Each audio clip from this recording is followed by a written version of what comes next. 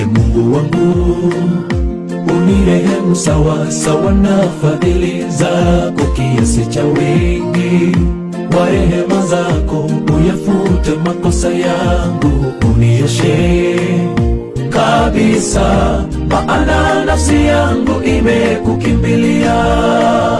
Wewe ndiye mwamba wangu, wokovu wangu. Mungu wangu, unirehemu sawa sawa na fadhili zako, kiasi cha wingi wa rehema zako, uyafute makosa yangu, unioshe kabisa, maana nafsi yangu imekukimbilia.